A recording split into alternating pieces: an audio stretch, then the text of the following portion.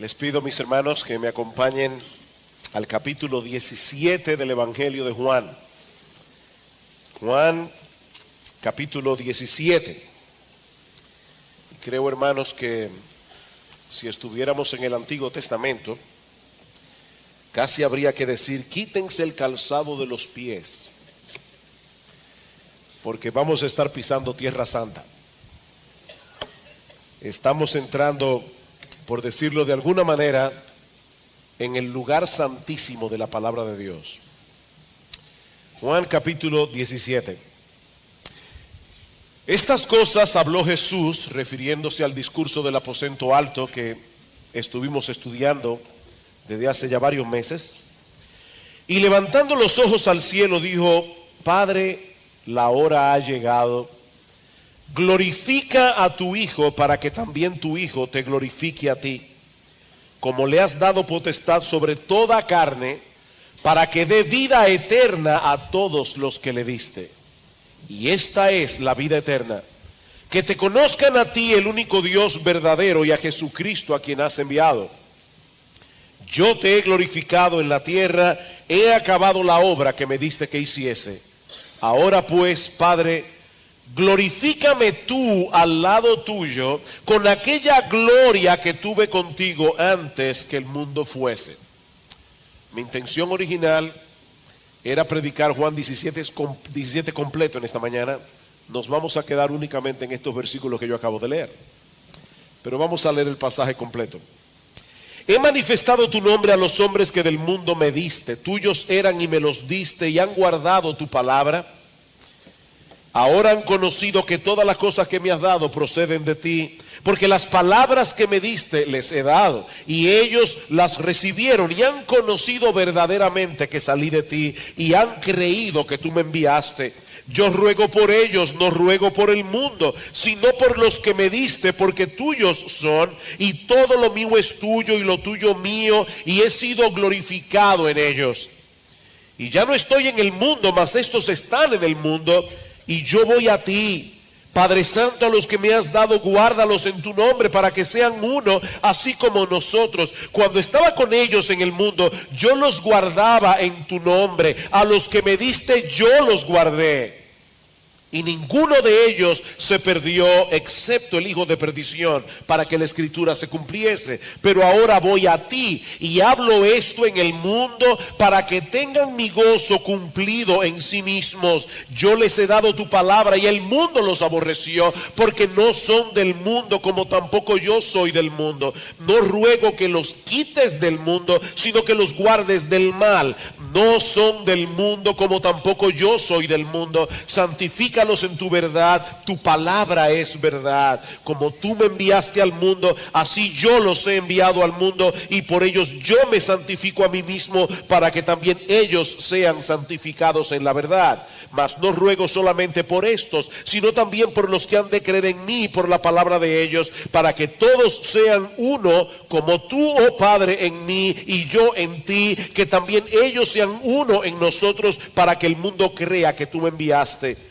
La gloria que me diste yo les he dado, para que sean uno, así como nosotros somos uno. Yo en ellos, tú en mí, para que sean perfectos en unidad, para que el mundo conozca que tú me enviaste y que los has amado a ellos como también a mí me has amado.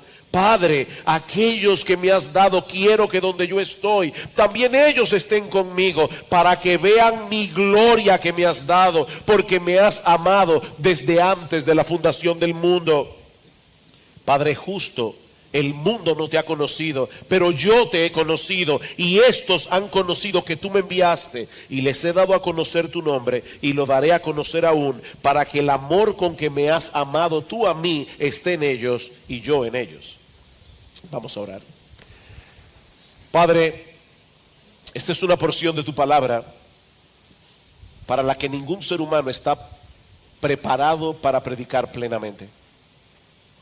Señor, suple tú en abundancia lo que al predicador le hace falta, para que Cristo sea exaltado en esta mañana y todos aquí puedan ver su gloria, puedan ver su belleza, puedan ver su majestad. Padre, bendícenos, envía tu Espíritu, porque te lo pedimos en el nombre de Jesús. Amén. Una de las actividades más comunes de la vida cristiana es la oración. No todo el que ora es un verdadero creyente, pero todo verdadero creyente ora. Sin embargo, la oración es al mismo tiempo uno de los grandes misterios de la vida cristiana a la luz de la enseñanza bíblica sobre la soberanía de Dios. Dios conoce todas las cosas que ocurren en el mundo porque Él soberanamente ha decretado que ocurran. Ni siquiera un pajarito cae a tierra sin la voluntad de Dios, dice el Señor en Mateo 10, 29. Y en Efesios capítulo 1, versículo 11, Pablo dice que Dios hace todas las cosas según el designio de su voluntad. Ahora, hermanos, si esto es así, ¿qué sentido tiene que oremos? Si Dios es soberano y Él hace todas las cosas según el designio de su santa y perfecta voluntad, ¿hace la oración alguna diferencia en las cosas que ocurren? ¿O es más bien un ejercicio que produce un cambio de actitud en aquellos que oran y por eso da resultado? Por ejemplo, una persona le pide a Dios en oración que le vaya bien en su trabajo. Ese mismo ejercicio de orar lo motiva a ser más responsable y esforzado. Su jefe lo nota, le da un ascenso y le sube el sueldo. Es de ese modo, dicen algunos, que funciona la oración. Como una especie de placebo espiritual. ¿Saben lo que es un placebo? Es un medicamento que no hace nada, pero psicológicamente afecta al que se lo toma. Hay personas que tienen un dolor de cabeza, le dan un placebo que no es nada y le quita el dolor de cabeza porque hay un efecto psicológico en la persona que se toma el placebo. Y algunas personas dicen, es así como funciona la oración. Es un placebo espiritual que refuerza nuestra determinación y nos motiva a actuar de cierta manera. Pero mis hermanos, eso no es lo que la Biblia enseña acerca de la oración. Cosas ocurren cuando el creyente ora, porque el Dios soberano ha determinado usar la oración para llevar a cabo sus decretos y propósitos. Por eso decía Spurgeon, y me encanta esta frase, Spurgeon decía, la oración es una rueda indispensable en la maquinaria de la providencia divina. La oración es una rueda indispensable en la maquinaria de la providencia divina. Dice en Santiago capítulo 4 versículo 2 que no tenemos lo que deseamos porque no pedimos. Y en Mateo capítulo 7 versículo 7 dice el Señor, pedid y se os dará, buscad y hallaréis, llamad y se os abrirá, porque todo el que pide recibe, el que busca halla y al que llama se le abrirá. Así que mis hermanos, en vez de tratar de desentrañar el misterio de la oración, dedícate a orar.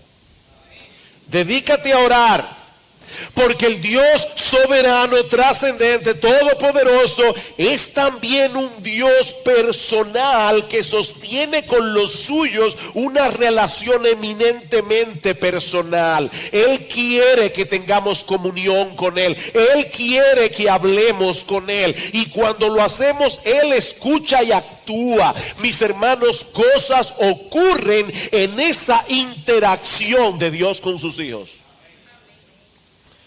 Así que si queremos tener una vida cristiana saludable y vigorosa, tenemos que aprender a vivir en el centro de la tensión que produce ese misterio entre la soberanía de Dios y nuestra vida de oración, como vemos claramente en este pasaje que vamos a considerar en la mañana de hoy en Juan 17.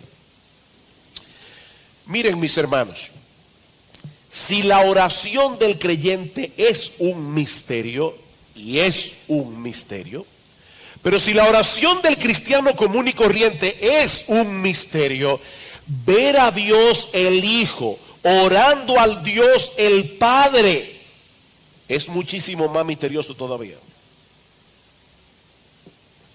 Si alguien entendía la soberanía de Dios, era el Señor Jesucristo, porque Él es Dios encarnado.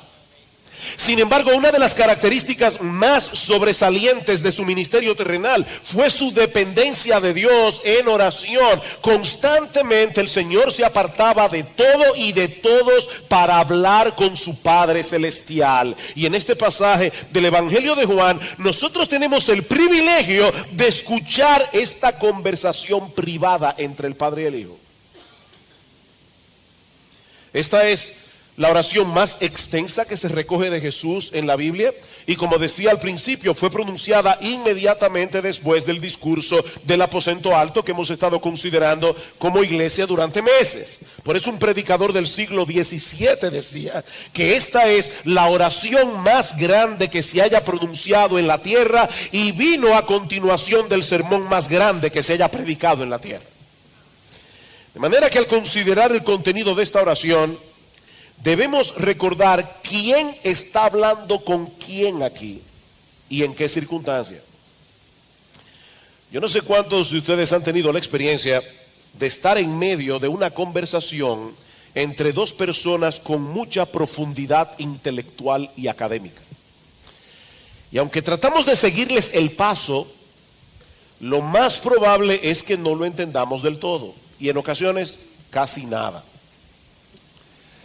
Escuchaba a un predicador muy conocido, C.J. Mahaney, que él contaba cómo en una ocasión él iba en el carro, detrás, en el asiento de atrás, con el doctor Al Mohler, que es un tremendo académico, un individuo definitivamente que Dios lo dotó con un cerebro que va más allá de lo normal.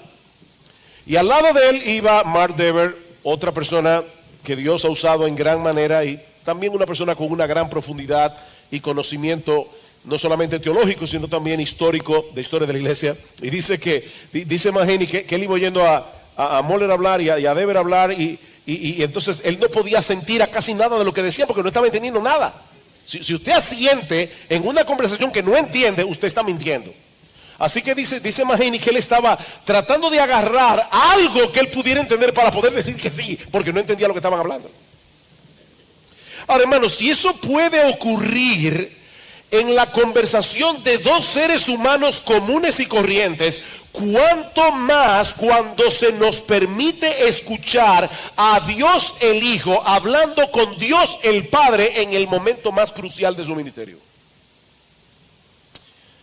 Decía Juan Carlos Ryle, debemos aceptar la imposibilidad de comprender plenamente todo lo que se dice en esta oración. De plano. En los 26 versículos de este capítulo, dice Ryle, hallamos frases, palabras y expresiones que probablemente nadie ha llegado a entender en su totalidad. Bueno, entonces, pastor, vámonos a casa, y ¿para qué pasarnos la hora entera y el domingo que viene, y quién sabe si el otro también, estudiando esta oración? Bueno, porque al mismo tiempo nosotros debemos notar que el Señor Jesucristo quiso que los discípulos escucharan esta oración, y que Juan la dejara por escrito en su evangelio para beneficio de su iglesia a través de los siglos. Dice en el versículo 13, en la mitad: yo hablo esto en el mundo para que tengan mi gozo cumplido en sí mismos. Él quería que nosotros conociéramos lo que había en su corazón en este momento tan crucial de su vida y de su ministerio, y por eso oró de tal manera que pudiéramos recibir el beneficio de entender su oración a pesar de sus complejidades, por lo menos hasta cierto punto.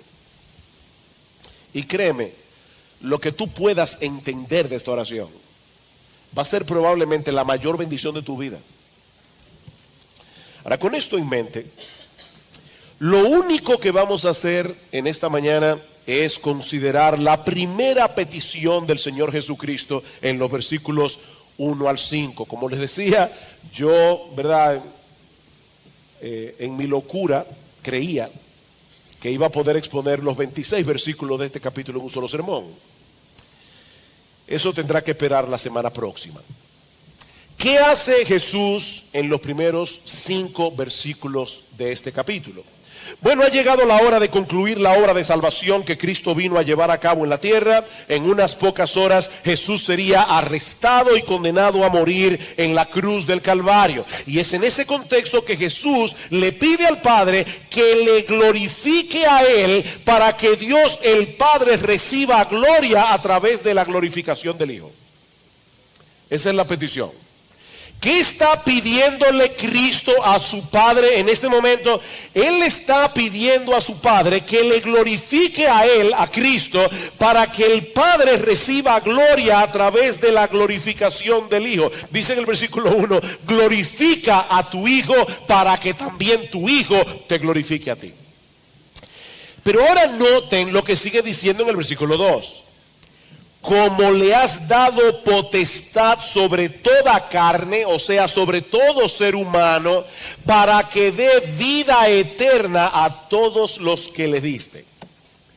Padre, glorifica a tu Hijo para que también tu Hijo te glorifique a ti. Ahora, tú me has dado a mí potestad sobre toda carne para que yo dé vida eterna a todos los que tú me diste. Normalmente nosotros solemos pensar en que Cristo es un regalo de Dios para nosotros. Es extraño pensar que nosotros somos un regalo de Dios para Jesús.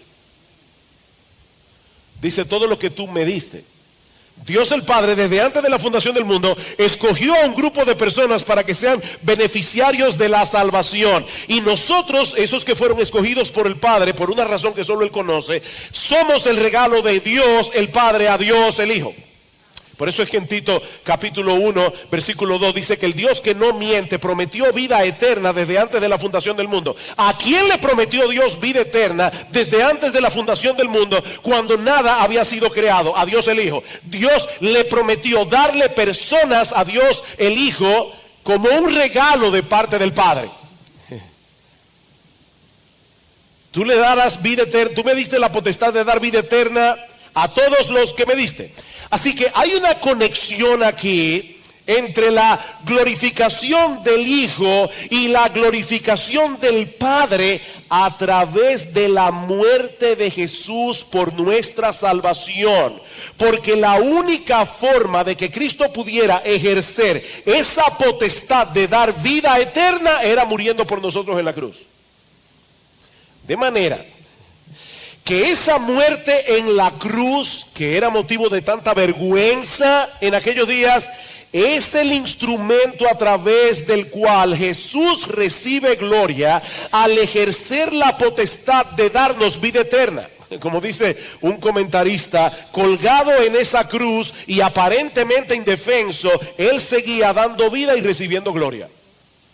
En la cruz, cuando Jesús parecía cualquier cosa menos un salvador, Él estaba dando vida eterna y estaba recibiendo gloria. Y cuando el Hijo recibe gloria por medio de la cruz, el Padre es glorificado en el Hijo. Cuando el Hijo recibe gloria por medio de la cruz, el Padre es glorificado en el Hijo. Mis hermanos, la gloria de Dios, una frase que nosotros usamos muchas veces, la gloria de Dios no es otra cosa que el conjunto de características que hacen de nuestro Dios el ser más extraordinario, el ser más impresionante, el ser más digno de admiración de todo el planeta. Su gloria lo hace hermoso y atractivo para todo aquel que tiene ojos para verlo. Y esa gloria se manifiesta en todo su esplendor. Dios manifiesta su gloria en la creación. Los cielos cuentan la gloria de Dios. Dios manifiesta su gloria a través de la providencia, como Él gobierna todas las cosas. Pero yo estoy diciendo, hermanos, que esa gloria de Dios brilla en todo su esplendor cuando Cristo muere por nosotros en la cruz del Calvario. Porque es allí, como en ningún otro lugar, donde vemos el despliegue más sorprendente de la santidad y la justicia de Dios, juntamente con su bondad, su amor y su sabiduría. Mira, mi amigo, el pecado es un serio problema para Dios. Es un serio problema para Dios. Como dice el doctor Martin Lloyd-Jones, todo el plan de salvación proclama que Dios no puede pasar por alto el pecado. Dios no puede hacerse de la vista gorda con nuestras iniquidades y transgresiones. Así que para Dios poder salvarnos y darnos vida eterna, alguien tenía que pagar nuestra deuda. Alguien tenía que satisfacer la justicia perfecta de Dios. ¿Y cómo ocurre eso? Bueno, Pablo dice en Romanos capítulo 6, versículo 23, que la paga del pecado es la muerte. Lo que merece el pecado es la muerte. Así que alguien tenía que morir en nuestro lugar. Alguien tenía que recibir el castigo que nosotros merecemos para que pudiéramos ser perdonados, reconciliados con Dios y darnos vida eterna. Y eso fue precisamente lo que hizo nuestro Señor Jesucristo en la cruz del Calvario. Él paga nuestra deuda para que nosotros recibamos gratuitamente el beneficio de su justicia. Por eso Pablo concluye Romanos 6:23 de esta manera: la paga del pecado es muerte, mas la dádiva de Dios es vida eterna en Cristo Jesús, Señor nuestro. Hay un contraste aquí entre la paga y la dádiva. Lo que merecíamos como paga era la muerte. Lo que recibimos a cambio es el regalo de la vida eterna por medio de la muerte de Cristo. De ese modo, el Hijo recibe gloria y el Padre es glorificado en el Hijo, porque solo Dios pudo haber concebido semejante plan de salvación. Solo Dios pudo estar dispuesto a pagar un precio tan alto, la vida de su Hijo, para salvar a pecadores que lo aborrecían, y no simplemente para perdonar sus pecados y llevarlos al cielo, sino para concederles el enorme, inmenso, extraordinario, sobrecogedor privilegio de conocerle a Él y tener comunión con Él. Por eso es que Cristo aclara en el versículo 3: y esta es la vida eterna. Tú me diste potestad para yo dar vida eterna. Bueno, esta es la vida eterna: que te conozcan a ti, el único Dios verdadero, y a Jesucristo a quien has enviado. Esa es la vida eterna, que te conozcan a ti. La palabra conocimiento que se usa aquí habla de una relación experimental con alguien, no simplemente de recibir información. Así que lo que Jesús está diciendo es que la vida eterna consiste en poder experimentar una relación personal y constante con el Padre y con el Hijo. No se trata de una vida que no se acaba nunca, sino de poder disfrutar, oigan esto mis hermanos, de poder disfrutar el mismo tipo de relación que disfrutan entre sí las tres personas de la Trinidad. Eso es la vida eterna. Vayan conmigo a Juan 14, texto que estudiamos hace unos domingos atrás. Yo les dije, le aclaré del principio, esto es una conversación privada entre el Padre y el Hijo, o entre el Hijo y el Padre. Jesús no está dando aquí una clase de teología.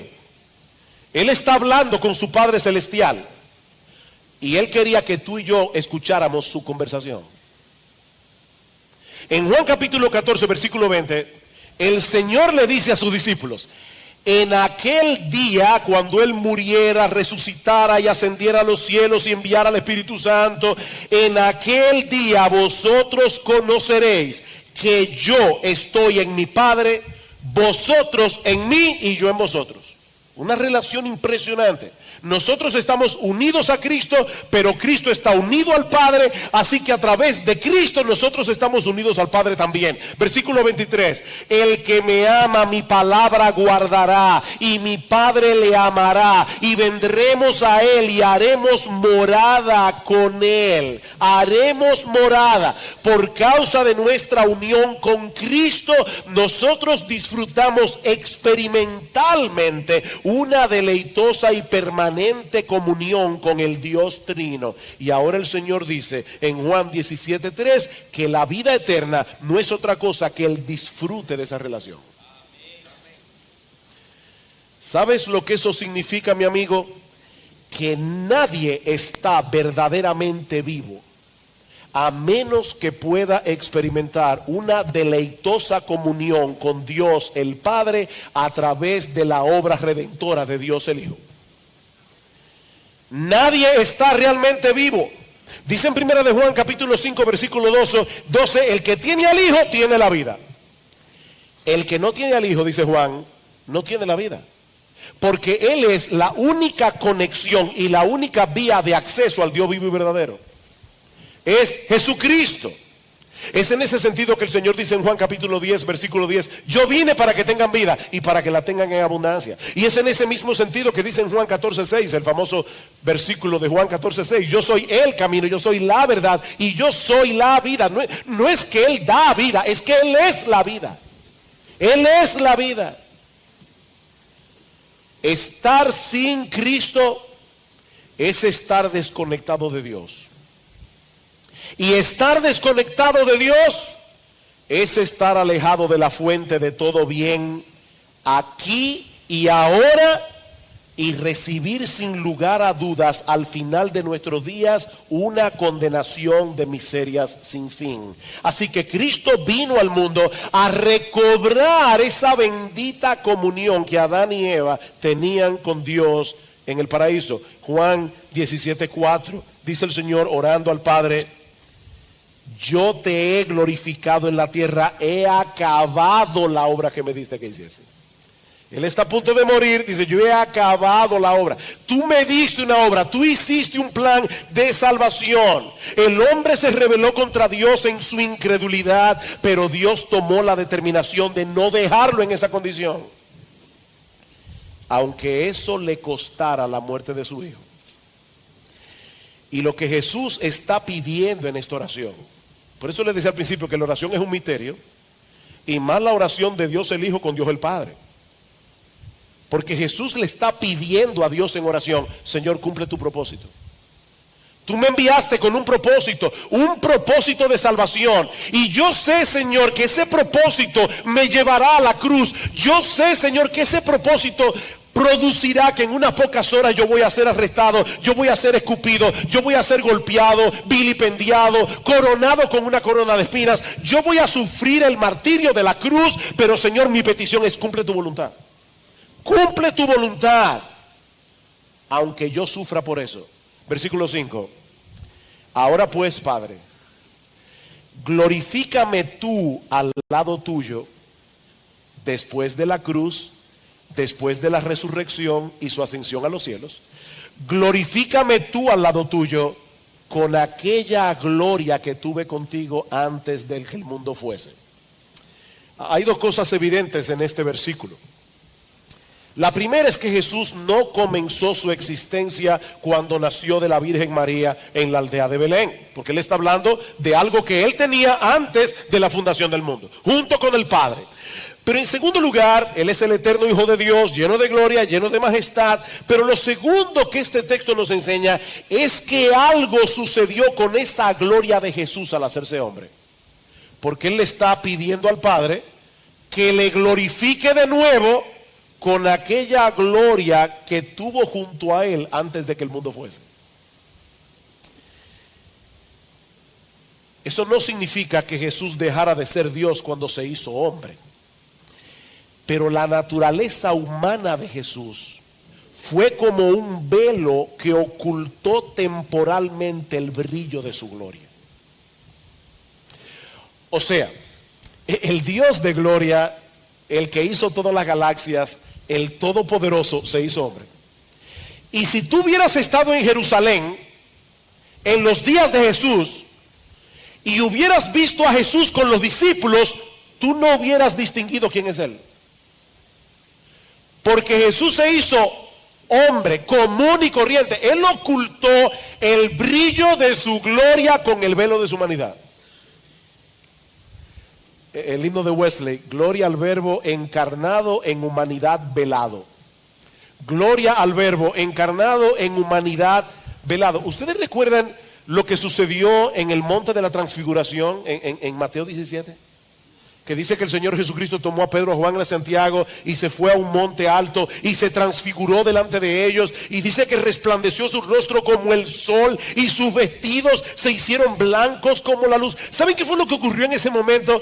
Que por unos minutos Jesús permitió que que el velo de su humanidad no ocultara el brillo de su gloria. Y Pedro casi se vuelve loco. Se puso a hablar disparate en el monte. Digo, eso no lo digo yo, no es una ofensa. La Biblia dice que él está hablando disparate. Porque, o sea, ver el brillo de la gloria de Jesús por un momentito fue demasiado para el apóstol Pedro. Y mis hermanos, esa fue la gloria que nuestro bendito Señor y Salvador Jesucristo estuvo dispuesto a dejar a un lado para venir a salvarnos.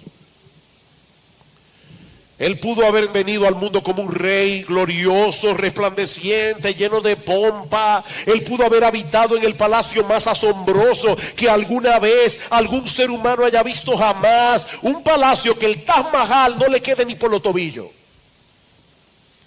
Pero por amor a ti y a mí, Él decidió nacer como hombre, y eso es mucho, en un pesebre maloliente, en el seno de una familia pobre, y por si todo eso fuera poco, dejarse tratar como un criminal y ser llevado a morir en una cruz para pagar por tus pecados y los míos. Lo sorprendente de todo esto es que ese mismo proceso de humillación que Jesús sufrió voluntariamente es el medio a través del cual el Padre es glorificado en el Hijo y nosotros somos beneficiados con el don de la vida eterna, que es conocerle a Él y tener comunión con Él. Ese es el proceso que Pablo describe en Filipenses capítulo 2. Que Jesús, siendo en forma de Dios, no estimó el ser igual a Dios como cosa que aferrarse, sino que se despojó a sí mismo, tomando forma de siervo, hecho semejante a los hombres, y estando en la condición de hombre, se humilló todavía más, haciéndose obediente hasta la muerte y muerte de cruz. Pero el pasaje no termina ahí. Y gloria al Señor que el pasaje no termina ahí. Pablo sigue diciendo que fue precisamente por causa de esa dolorosa obediencia que Dios también lo exaltó hasta lo sumo y le dio un nombre que es sobre todo nombre, para que en el nombre de Jesús se doble toda rodilla de los que están en los cielos y en la tierra y debajo de la tierra, y toda lengua confiese que Jesucristo es el Señor, para la gloria de Dios el Padre. ¿Saben qué es lo que Pablo está describiendo en Filipenses capítulo 2? La respuesta del Padre a la oración de Jesús en Juan 17. Glorifícame tú al lado tuyo con aquella gloria que tuve contigo. Dios lo exaltó hasta lo sumo. Jesús recibe gloria por causa de su humillación. El Padre es glorificado en la humillación y la gloria del Hijo, y nosotros recibimos de pura gracia el perdón de todos nuestros pecados y el don de la vida eterna. Ahora bien, a la luz de todo lo que hemos visto hasta aquí, ahora yo les pregunto, ¿cuál era la mayor preocupación del Señor Jesucristo en esa primera petición de Juan 17? ¿Era su propia gloria? ¿Era la gloria del Padre? ¿O era nuestra salvación? ¿Cuál es la preocupación de Jesús? Porque algunos comentaristas le llaman a estos primeros 5 versículos, Jesús ora por sí mismo. Y yo creo que eso no es exactamente lo que está pasando aquí. ¿Cuál era la preocupación de Jesús? ¿Era su propia gloria? ¿Era la gloria del Padre? ¿O era nuestra salvación? Mis hermanos, si algo aprendemos de este pasaje es que no se trata de una cosa o la otra, sino más bien de una cosa por causa de la otra. Vean una vez más lo que dice el versículo 13 a partir de la mitad del versículo. Yo hablo esto en el mundo, dice el Señor, para que tengan mi gozo cumplido en sí mismos. Yo hago, Padre, esta oración privada a ti, audiblemente, porque yo quiero que ellos la escuchen. Yo quiero que Juan la escriba inspirado por el Espíritu Santo. Yo quiero que mis hijos a través de toda la historia sepan que yo te pedí eso a ti, para que tengan mi gozo cumplido en sí mismos. Jesús quería que los discípulos entendieran que la gloria del Padre a través de la gloria del Hijo es el punto focal del plan de salvación. y que nuestro gozo depende, óyeme bien mi hermano, nuestro gozo depende de saber esa realidad y vivir en consecuencia. Mi hermano, tú y yo necesitamos entender lo que Jesús está pidiendo aquí. La mayoría de nosotros venimos a la iglesia esperando que el predicador toque algún tema relevante. ¿Verdad que sí? Por supuesto, para nosotros la palabra relevante significa, yo quiero que me hable de cómo luchar eficazmente con la ansiedad. Yo quiero que me hable de cómo luchar con la ira. Yo quiero que el predicador me explique a través de la palabra cómo yo puedo vencer el temor. ¿Cuáles son los principios que me van a ayudar a tener un mejor matrimonio? ¿Cómo yo puedo criar mejor a mis hijos? Y no me malentiendan, hermanos, no es que haya nada de malo en abordar estos temas desde el púlpito. Ahora, déjenme hacerles una pregunta y por favor sean honestos. Sean honestos. Si el miércoles en el culto de oración se hubiera avisado de antemano, el pastor Sugel este domingo en la mañana va a predicar acerca de la glorificación del Padre a través de la glorificación del Hijo, ¿cuántos habrían venido a la iglesia hoy en la mañana entusiasmados y pensando, wow, eso era exactamente lo que yo necesitaba oír? No sea deshonesto.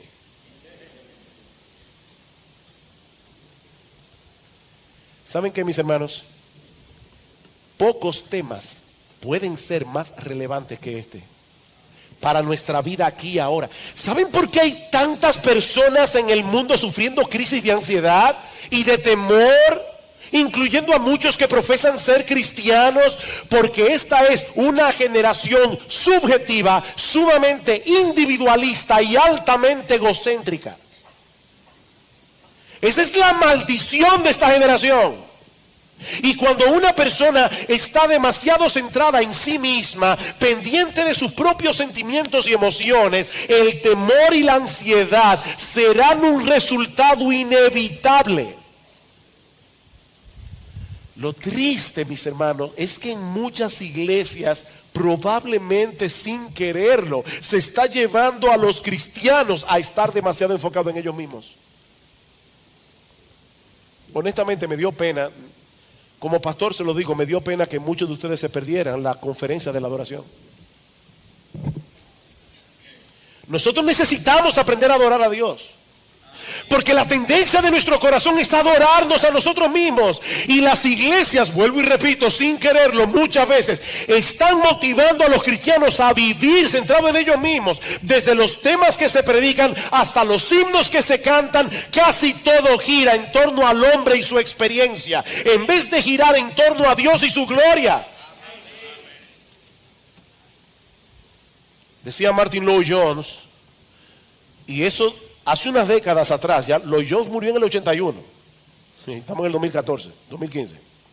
Decía Martin Lloyd-Jones que la mayor carencia en nuestra adoración y en la práctica de la fe cristiana es la falta de un sentimiento de asombro, un sentimiento de adoración y de alabanza. Estamos demasiado absortos en nuestro estado de ánimo, dice Lloyd-Jones, y por los beneficios que el evangelio puede reportarnos a corto plazo, en vez de preocuparnos más por entender mejor la esencia de ese evangelio y al Dios con el cual hemos sido reconciliados a través de la obra de Cristo.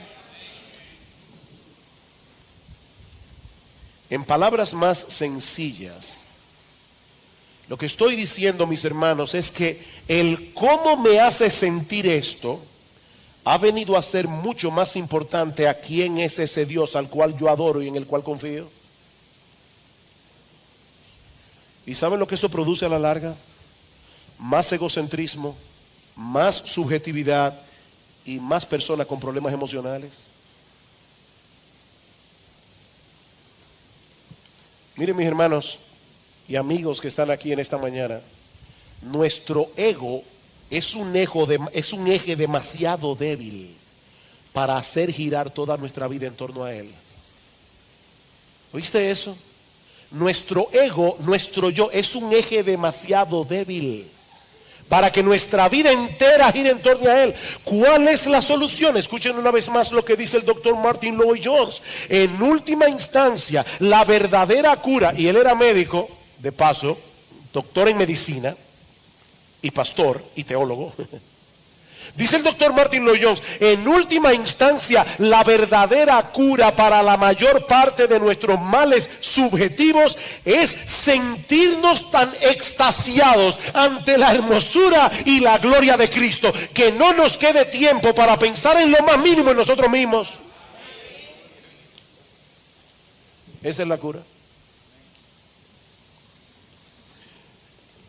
Piensen por un momento en la visión que tuvo Isaías en el capítulo 6. Yo sé que Bill Brandestein habló de ese pasaje el domingo pasado. Dice que en el año que murió el rey Usías, Isaías vio al Señor, una visión, sentado sobre un trono alto y sublime. Sus faldas llenaban el templo. Por encima de él había serafines. Y oía Brandestein decir el domingo pasado, no eran ángeles chovi como los que aparecen en las pinturas renacentistas. Esos angelitos gorditos, no, estos ángeles no eran chovi, eran terribles. Era la contemplación de algo como para que una gente se cayera muerto ahí. Serafines. Cada uno tenía 6 alas, con 2 cubrían su rostro, con 2 cubrían sus pies, con 2 volaban y el uno al otro daba voces diciendo, Santo, Santo, Santo, Jehová de los ejércitos. Y otro grupo de serafines les respondía, toda la tierra está llena de su gloria. Y los quiciales de las puertas se estremecieron con la voz del que clamaba, la casa se llenó de humo. ¿Ustedes creen que después de esa experiencia Isaías estaba preocupado porque tenía unas cuantas libras de más?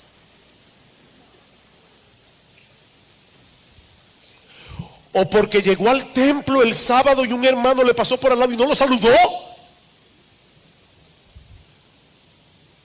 Mis hermanos, cuando un hombre adquiere la perspectiva de Dios que tuvo Isaías, las cosas triviales desaparecen. Nosotros somos una generación que vive absorta en cosas que son estúpidas y que son triviales y que no valen la pena.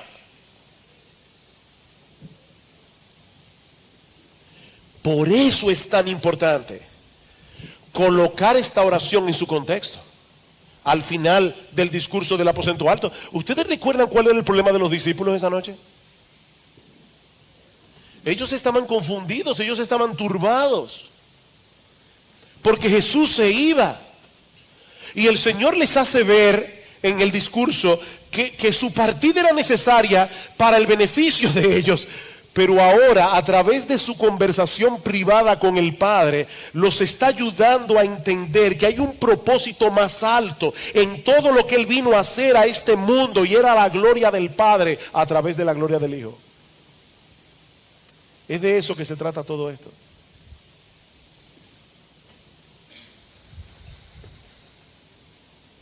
Dice Francis Chan que nuestro Dios nunca ha tenido una crisis de identidad. Él sabe que Él es grande y que Él merece estar en el centro de nuestras vidas. Y cuando Él está en el centro, nosotros recibimos el beneficio. Déjenme compartirles algo muy personal. No estaba en el guión. Yo estoy sufriendo de sinusitis, mucha gente lo sabe aquí. Y a veces eso me hace la noche muy difícil. La otra noche no podía dormir. Fue una noche horrible, hace 2 noches atrás. Y yo veía las horas pasar, las 2 de la mañana, las 3 de la mañana, las 4 de la mañana, las 5 de la mañana, mucho sueño, no poder dormir. Pero yo he estado leyendo algo sobre el libro de Job últimamente. Y cómo el diablo le dice a Dios, ¿tú crees que Job te sirve de balde? Quítale lo que tú le has dado y tú vas a ver si no te maldice en tu misma cara. Y Dios le da permiso al diablo para tocar a Job, para que Job sufriera lo que él sufrió y mostrar que aún así se iba a mantener apegado a Dios. Yo le decía a mi esposa ayer, hubo momentos anoche en que yo me desesperé mucho, pero venía esto a mi mente y yo decía: Señor, si todo esto es para que yo pueda mostrarle al mismo diablo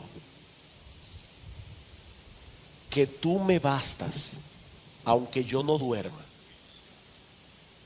Amén, gloria a ti. Está bien, Señor, no es lo que yo quiero. Eso no me quitó la desesperación, pero me dio otra perspectiva. Yo le decía a Gloria en estos días hablando, cuán importante es la teología.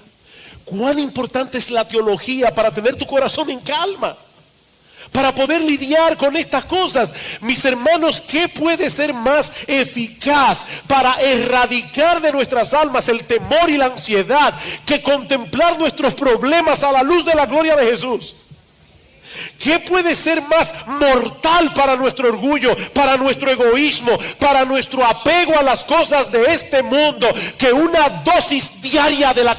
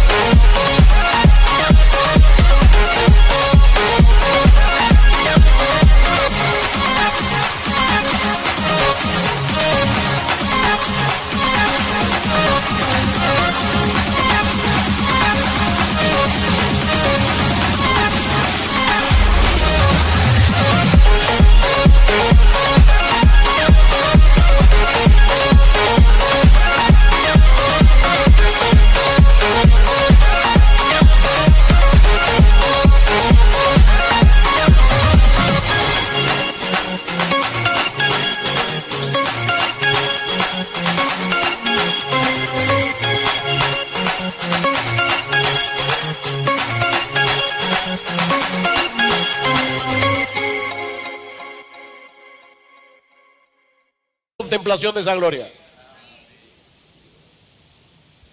No hay un tema en la vida cristiana que no esté relacionada con esto. Cuando Pablo quiso despertar la generosidad de los creyentes en la ciudad de Corinto, yo estaba pensando en estos días, ¿cómo es eso de que Dios ama al dador alegre? ¿Por qué Dios ama al que da alegremente? No al que da diciendo, tengo que dar mis ofrendas cada domingo a la iglesia porque si no me va a partir un rayo. No, Dios no ama ese tipo de personas. Dios ama al dador alegre porque el dar alegremente refleja mucho de lo que hay en el corazón. El dar alegremente refleja que para ti tu Dios no es el dinero. El dar alegremente muestra claramente que tu confianza está en Dios, no en tu cuenta bancaria. Y por eso Dios ama al dador alegre, porque eso revela mucho el corazón de un hombre. Y cuando Pablo quiso despertar la generosidad de los corintios, ¿cuál es el argumento que él usa? Ya conocéis la gracia de nuestro Señor Jesucristo, que por amor a vosotros se hizo pobre siendo rico, para que vosotros en su pobreza fueseis enriquecidos. Padre, glorifícame tú al lado tuyo con aquella gloria que tuve contigo antes que el mundo fuese. Para lidiar con el problema del orgullo en la iglesia de Filipos y las divisiones que el orgullo produce en la iglesia, ¿cuál es el ejemplo que Pablo pone delante de nosotros? Haya pues en vosotros este sentir que hubo también en Cristo Jesús, el cual siendo en forma de Dios no estimó el ser igual a Dios como cosa que aferrarse, sino que se humilló a sí mismo, haciéndose obediente hasta la muerte y muerte de cruz. Queridos hermanos, nuestra mayor necesidad como creyentes es poseer una perspectiva cada vez más clara y más profunda de la gloria, la hermosura y la majestad de nuestro gran Dios y Salvador Jesucristo. Eso es lo que más tú y yo necesitamos.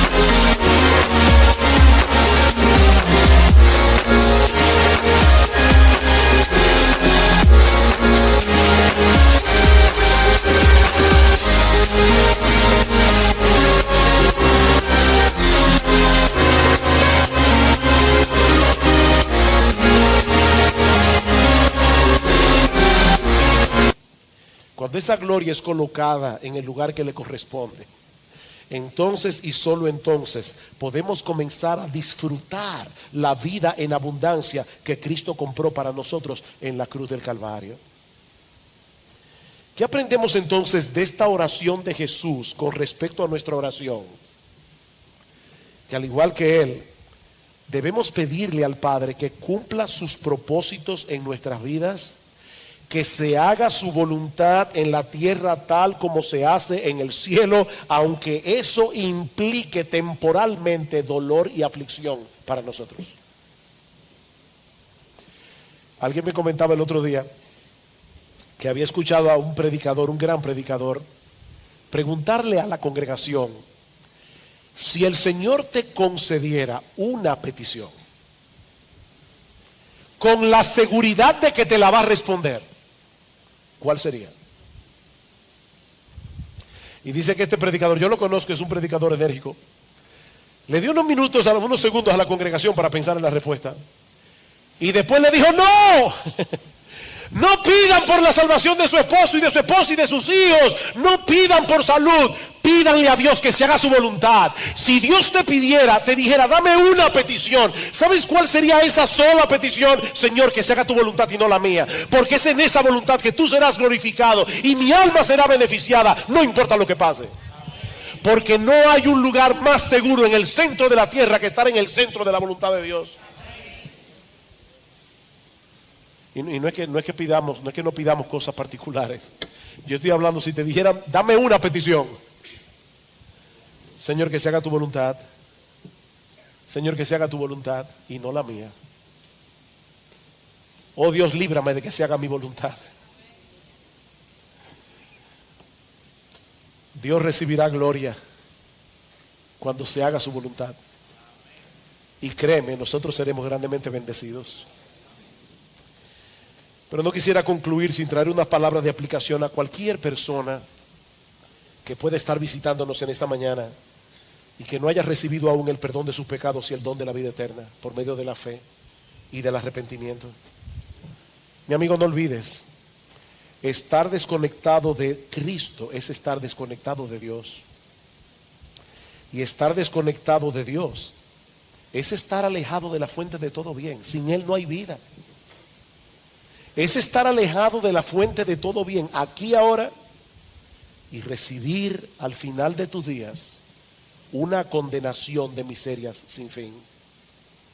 Pero Cristo vino al mundo a restaurar nuestra comunión con Dios por medio de su muerte en la cruz del Calvario, para que todo aquel que en él cree no se pierda, mas tenga vida eterna. Esa es la dádiva de Dios. Ese es el regalo que Dios ofrece en el evangelio de pura gracia y que se obtiene únicamente por medio de la fe. Mi amigo, no continúes viviendo de espaldas a Dios, haciendo tu voluntad, procurando tu propia gloria, cuando el Señor te ofrece hoy por medio de Cristo el perdón de todos tus pecados y el don de la vida eterna, gratuitamente por gracia, por medio de la fe. Oh, que el Señor bendiga su palabra en esta mañana, trayendo a muchos con cuerdas de amor a la cruz del Calvario, para la gloria del Padre en la glorificación del Hijo. Vamos a orar. Padre, nosotros queremos darte gracias. Oh Señor, cuán sorprendente es oír esta conversación entre tu Hijo y tú. Gracias, Padre, por hacernos partícipes de esa conversación privada.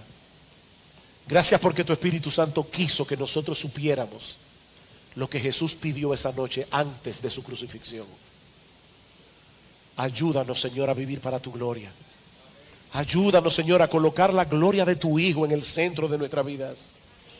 Ayúdanos a cultivar esa preciosa relación que Cristo compró para nosotros contigo con el precio de su sangre.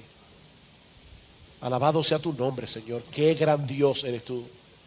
Aplica tu palabra, Señor, en esta mañana, porque te lo pedimos en el nombre de Jesús. Amén.